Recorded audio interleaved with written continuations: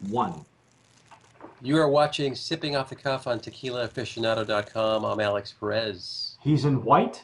I'm Mike Morales in black, so that Right? you don't get us confused because we're both wearing V-necks. Ebony and Ivory. Hey, we're like a piano. Just tickle our keys. What's on the agenda tonight, Senor? As you can see, the one and only DJ, Don DJ. Julio. That's right. See, look at the packaging on it. The Don Julio people were nice enough to send us their añejo, which, well, we all know that the añejo is the star of the show. Don Julio slash Diageo. Well, Don Julio slash Cuervo. Oh, ooh, Cuervo. Yeah, because Diageo lost the Yep. rights to Cuervo. They're in the middle of doing their Peligroso slash De Leon. By the way, we found which distillery they went to. They're now listed on the new NOM list. It's Destilería Morales. No relation to me, because I don't have my own tequila distillery or my own tequila.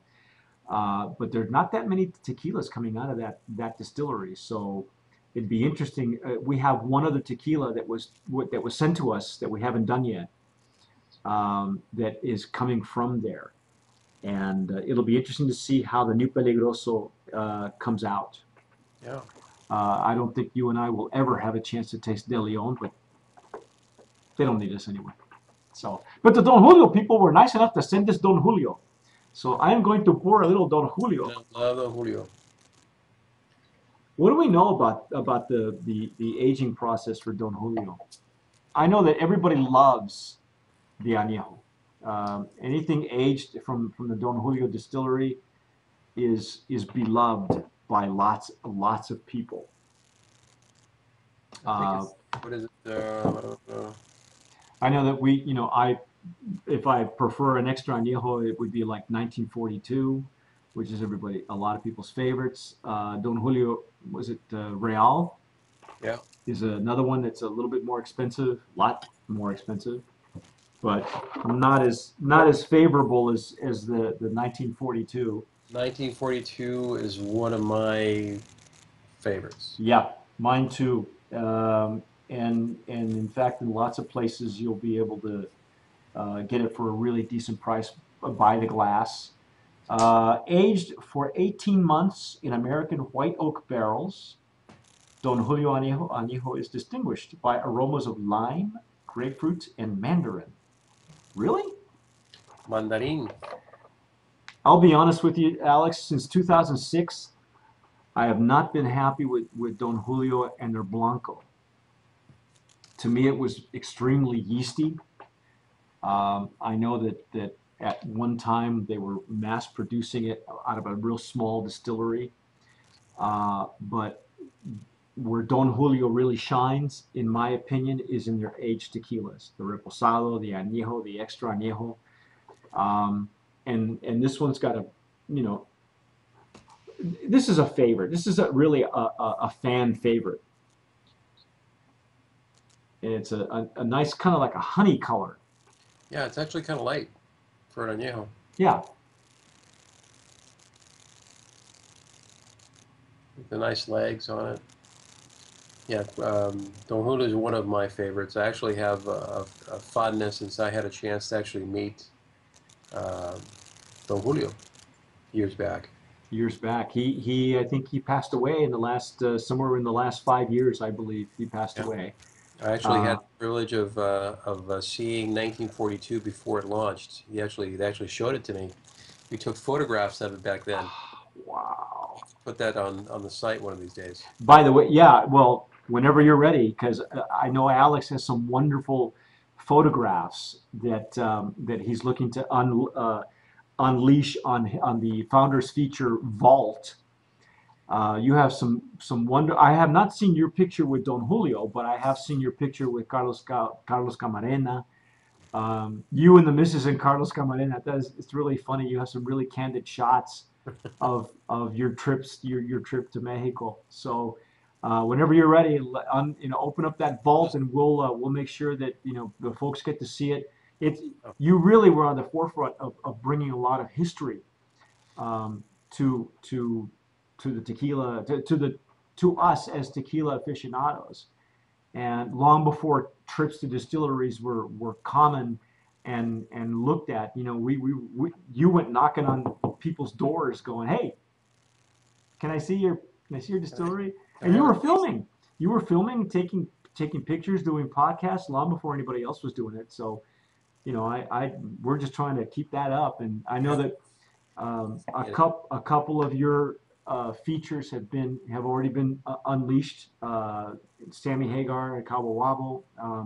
That interviews also on Tequila Aficionado. So you've got a few founders features for sure. We got some good stuff. There's actually an interview that I need to dig up from the archives with Don Julio and his son.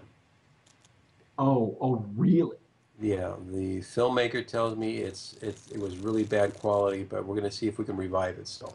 Yeah, please do. Bad quality is better than no quality at all. Right.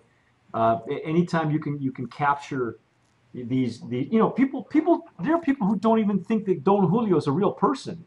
Oh He yeah. really existed. He's a real guy. He was a real gentleman. And my understanding is from relatives of Don Julio, a lot of people don't realize that their cousins who are far removed of Don Julio are the folks at Siete Leguas. And the story goes that Don Julio wasn't a drinker. He didn't drink tequila. He was an agalero.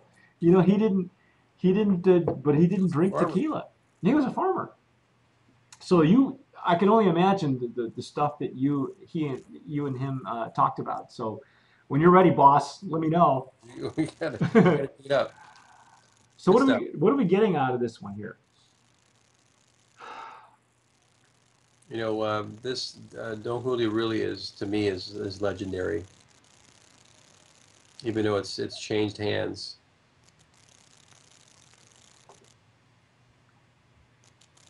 Well, I know the distillery's been improved since. I know it had to have been enlarged. Um, and my understanding is that there is a partnership with the Cuervo family, um, not necessarily with Diageo. I think that the direct relationship partnership was with Cuervo. Yeah, I think they're knocking on your door. They want some. Yeah, well, that's a cat. My cat is knocking at my door. He's a ding Give dong. me some tequila. Yeah, well, his name is Anejo. He's Anejo the cat, So he thinks you're calling him. probably. But I don't call him Don Julio. So Yeah, it's got a beautiful nose. The caramel, it's really subtle, slight though, caramel. Yeah, Alex. slight caramel. It's rich to me. Rich on the nose. It's still a little bit. I'm getting a little bit of alcohol, but I'm not sure why that is because the bottle has been opened. At least mine has.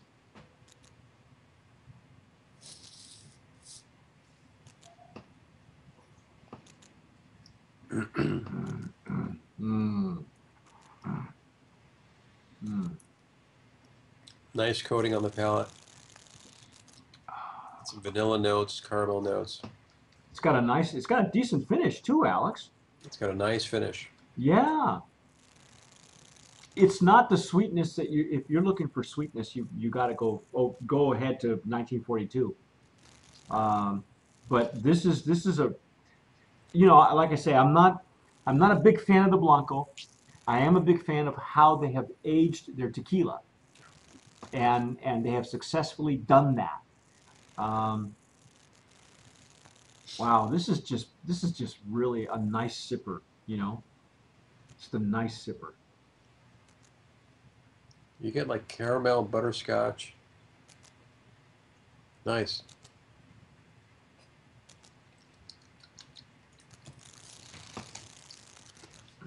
Yeah, one of my favorites. It still is. It's a Highlands tequila. My understanding is so. You Yeah. know, and it doesn't say anymore that it's a estate bottled or estate grown.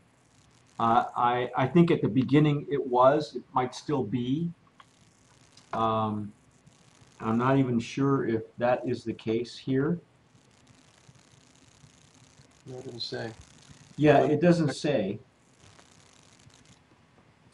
Hand selected, the agave was hand selected and masterfully crafted at La Primavera Distillery according to the same methods used by Don Julio Gonzalez more than 60 years ago. Wow. You know, there's some dried fruit in this añejo as well, Alex. You might get a little bit of I wouldn't say raisin, but maybe some possibly some cherry. I Yeah, I got a little. on the top there.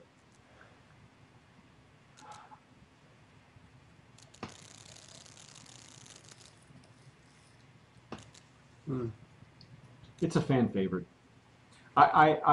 You know, because it's what it is, and who it is. I, I don't know how you feel, but I think in the legacy category for añejo, I would nominate Don Julio. Yeah, Um, that's why I said that they are true legends of the industry, and yeah, it's one of my favorites. it's a solid fan favorite. It's got a really great price too, Alex. It's not priced way out of anybody's league either. Which I think is something that Don Julio himself had always wanted. You know, that it become accessible and be accessible, and I think that Don Julio and the Cuervo people have kept that um, in the forefront. So, and it's got a nice palate. It coats that palate. You know, it does what it's supposed to do. You know, it's going to coat your palate a little bit, but it's got a It's great finish on the end too. it's very good. Yeah, I say brand of promise in the legacy category for at least Don Julio Añejo. Yeah, Um, this is one of those bottles that you need to have on your bar. yeah, It's absolutely. stock. It's a stock item. It's a stock item. Just go out and get it. Don't worry about the pricing because it's not going to be priced anywhere crazy. And certainly it'll lend itself to sipping. You might even, you know, depending on how it's priced in your area, you could probably even play with it, you know, in a cocktail. But it's a great sipper, and you know, like I say, Don Julio's got a great reputation for their aged tequilas, and that's what I appreciate the most is these aged tequilas that they have brought out to the market. So, brand of promise from me, Mike Morales here, and Alex, And me. and that's our take for Don Julio here in say I'm going to show the label here. I'm Mike Morales again. I'm Alex Perez, and as always, sip wisely.